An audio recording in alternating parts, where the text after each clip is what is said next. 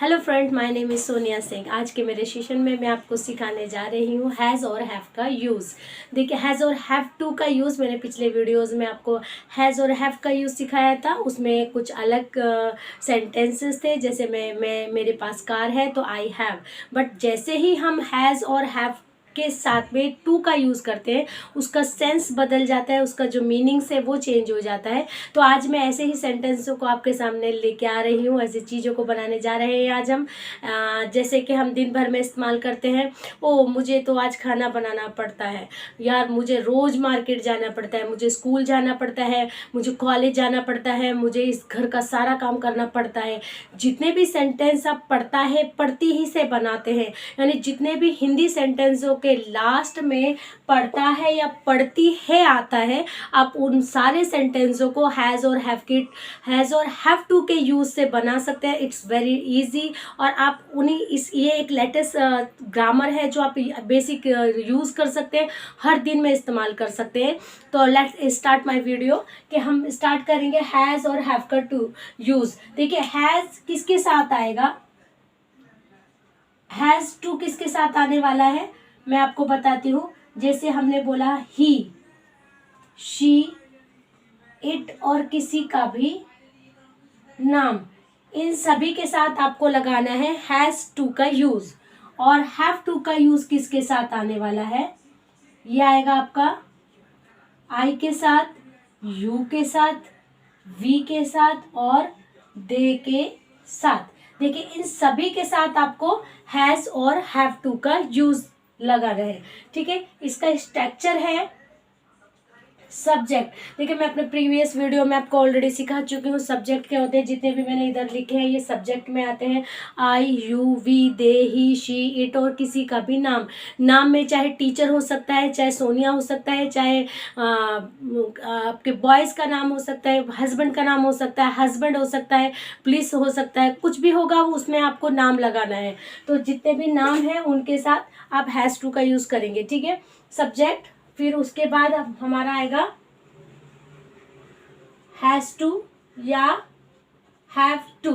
उसके बाद आपकी वर्ब की फर्स्ट फॉर्म, देन ऑब्जेक्ट। देखिए, वर्ब की फर्स्ट फॉर्म ऑलरेडी आपको मालूम है, आना जाना खाना पीना कोई भी काम को करना, वो वर्ब की फर्स्ट फॉर्म होती है। अगर आपको वर्ब में कुछ कंफ्यूजन है, जितने भी नए जो मेरे साथ जुड़ रहे हैं, जितने भी सब्सक्राइबर नए हैं और जो हाउस वाइफ है उन्हें नहीं समझता वर्ब की फॉर्म्स के बारे में, तो प्लीज़ आप एक स्क्रीनशॉट ले सकते हैं गूगल से या यूट्यूब से। बहुत सारी चीज़ें आपको मिल जाएंगी, सब्जेक्ट भी आपको मिल जाएंगे। और अगर आपको सब्जेक्ट और सीखना है तो मेरे फर्स्ट वीडियो में मैंने सब्जेक्ट और वर्ब के बारे में डिटेल से सिखाया है, तो प्लीज़ आप वहाँ जाकर देख सकते हैं।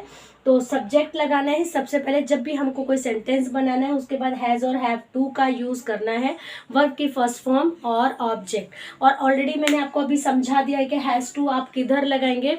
ही, अगर मैं बात करती हूँ, उसे रोज स्कूल जाना पड़ता है, he has to go to school. यानी मैं किसी लड़के की बात करूँ, अगर मैं किसी लड़की की बात करूँ कि उसे रोज खाना बनाना पड़ता है, she has to cook the food daily. जब मैं बात करती हूँ मेरे बारे में, अगर मैं बोलती हूँ यार मुझे रोज पढ़ाना पड़ता है, I have to teach every day. तो जब मैं आई के बारे में बात कर रही हूँ तो मैं हैव टू का यूज़ करूँगी। मैं यू के बारे में बात कर रही हूँ तो भी मैं हैव टू, वी के बारे में हैव टू और दे के बारे में तब भी मैं हैव टू का यूज़ करूँगी। शायद आशा करती हूँ अभी तक आपको यहाँ तक समझ आया होगा।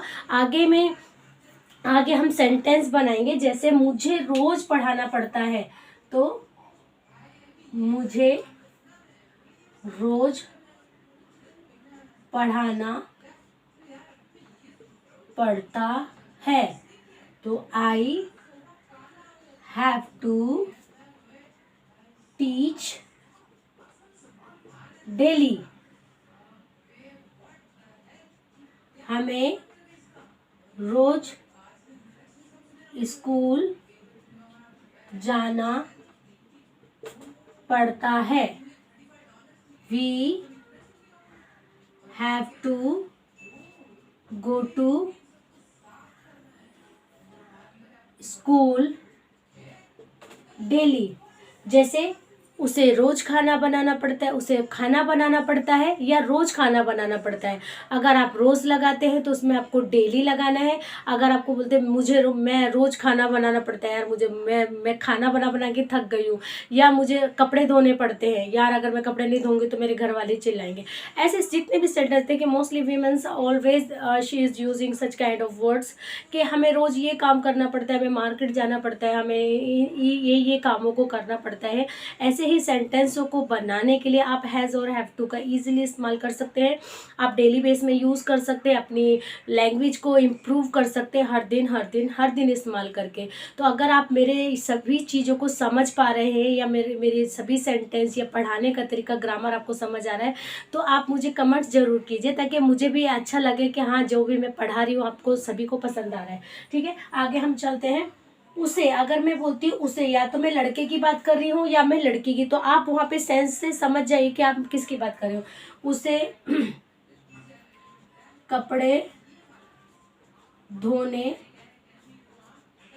पड़ते हैं, यार उसे कपड़े धोने पड़ते हैं, तो वहां पर लगाएंगे। अब देखिए यहाँ पे आप देख सकते हैं कि मैं ही का इस्तेमाल करूंगी या शी का। आप देखिए कौन कपड़े धो रहा है, अगर कोई लड़की कपड़े धो रही है तो आपको शी लगाना है, अगर लड़का कपड़े धो रहा है तो आपको ही लगाना है। ठीक है, तो she has to wash the cloth.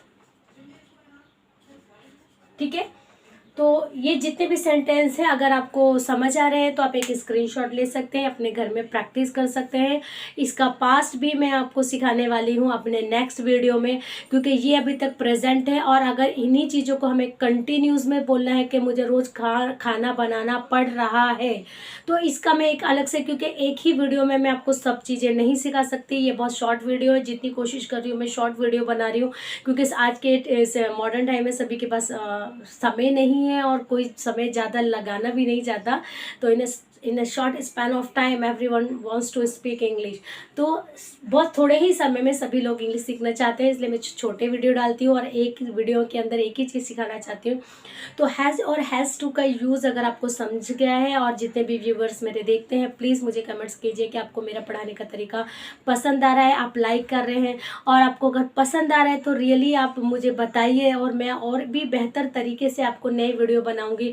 अगर आपको मेरे वीडियो पसंद आते तो लाइक कीजिए, सब्सक्राइब कीजिए। Thank you so much.